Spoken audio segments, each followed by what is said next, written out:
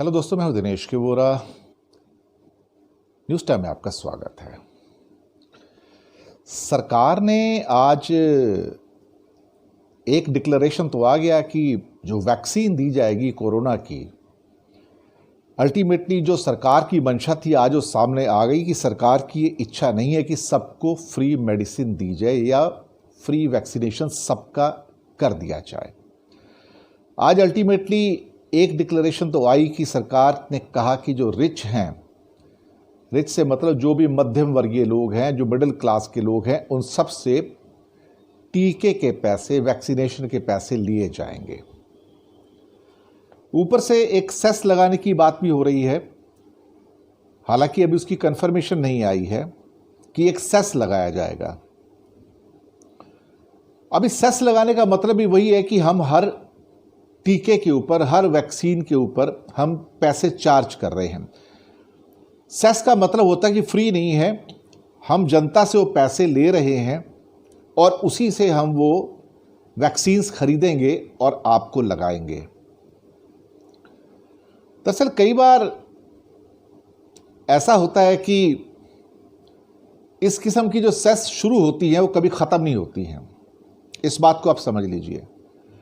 और सरकार कहेगी कि एक साल में 20-25 करोड़ को टीके लगेंगे, तो 5 साल लगेंगे सारी जनता को टीके लगाने के लिए। उसके बाद फिर पहले बैच की बारी आ जाएगी।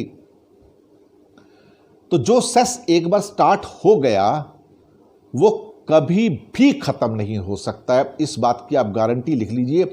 ये बात मैंने जीएसटी सेस के टाइम पे कही थी, अब वो सच हो गई। इसके पहले भी ना जाने कितनी सेस आई और मैंने ये बात खुलेआम कही कि सरकार को जब एक बार टैक्स लगाना होता है या सेस लगाना होता है तो एक बहाना होता है और उसके बाद वो सेस या टैक्स कभी ख़त्म नहीं होता। नाम कई बार बदल जाता है लेकिन टैक्स वही रहता है, सेस वही रहती है।